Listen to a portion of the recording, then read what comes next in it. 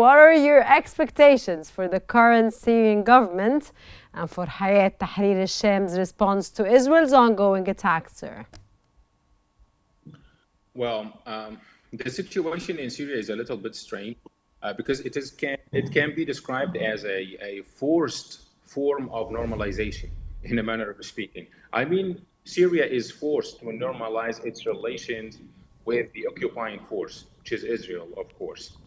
To explain further, if you analyze Netanyahu's statements hours ago, you will find that he warns the new rulers in Syria of any rapprochement with Iran, even threatening to target any such attempts that may revive the Lebanon-Syria-Iran axis.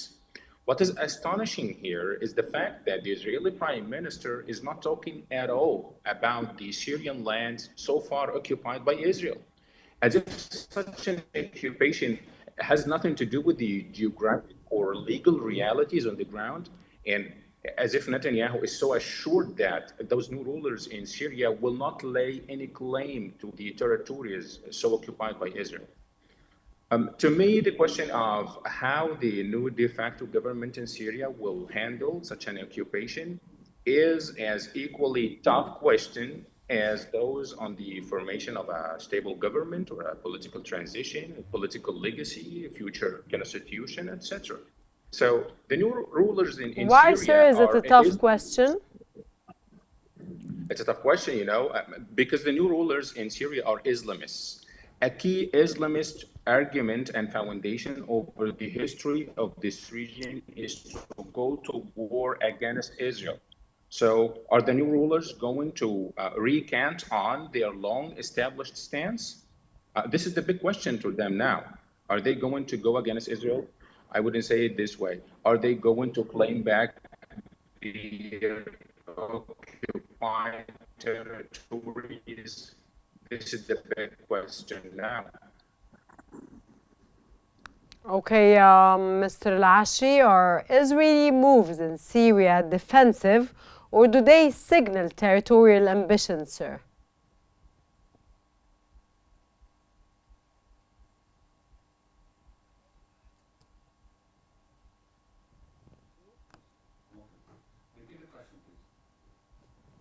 Doctor, are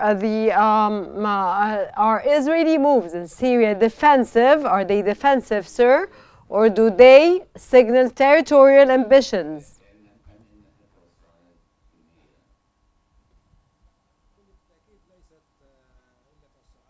It is definitely a territorial expansion. It goes without saying that this is a expansionist step that is of its very large scale, and I can see that there is no territorial respect whatsoever, and I can see that there is a frank incursion into Syrian territory of 14 kilometers, and now we are at 25 kilometers deep into Syrian territory. And I believe that there is even more expansionist views of Israel that because it doesn't seem that there is very likely on the horizon a possibility of slowing down of these military incursions onto Syrian territory. And now that there is no more Bashar al-Assad on the ground, I believe that the Syrian population is really at a loss in taking a decision. And it is important that everything has to be taken into consideration in this respect. So it must be important that a military presence, Israeli military presence on Syrian soil is definitely something that is really worrying and may represent a true threat to regional stability and harmony. And I believe that the current turmoil in Syria will certainly give the possibility for various mobs and gangs to seize the opportunity and have a stronger grip on territorial integrity. So I believe that the international community has to intervene and intervene fast in this respect, so as to bring things under control. and to stop this pretense of having a buffer zone on Syrian soil. And it is also imperative that the new regime in Syria has to take strong steps in this respect so as to maintain the integrity of the Syrian integrity Okay, of the soil. Dr. Raslan, how might Israel's strategies influence the broader power dynamics in the Middle East, especially, sir, that Israel is docking and diving? Well, it's a big question, actually. Thank you for this one. I But think you're let's welcome. look at yeah, let's look at the following facts to understand the big picture.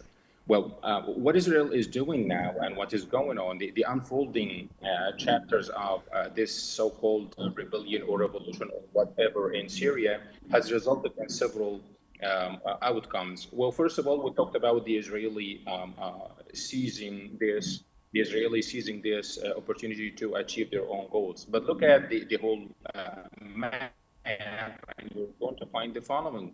Number one, the Turkish Ain al-Arab Kobani operation is now brought back to life. This is happening for about 2 days now.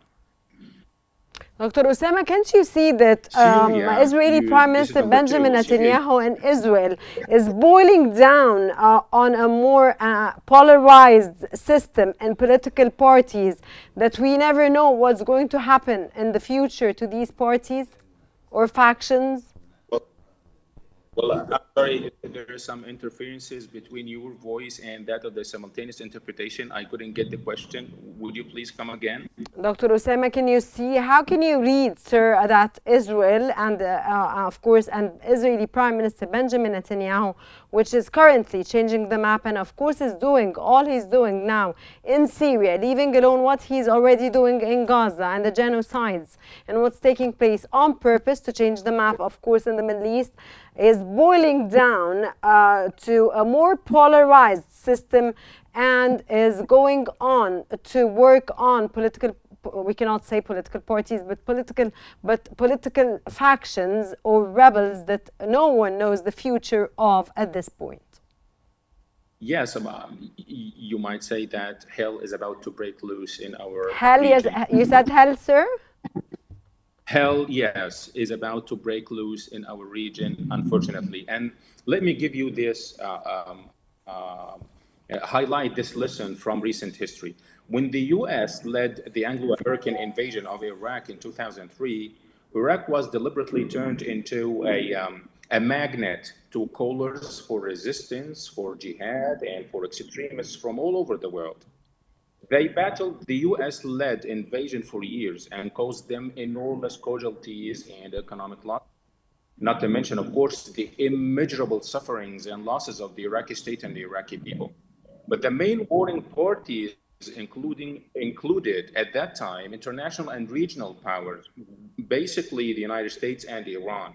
By analogy, what I think of the future of Syria is that there will be a similar situation where Syria is going to be turned into a field of war between faith, ethnicity, and ideology-based factions. Iran seized what happened in 2003 in Iraq to field in Exactly, with sir. all It's going to be like Iraq and Libya and Yemen and all these. And now we are moving on to Iran, which at the beginning of this episode you said it's sitting back. Unfortunately. So Syria, what I think, of course, this is what I do not wish for, of course, but what I think from analyzing the whole inputs in this issue, there will be no easy time in the future of Syria, especially the near future.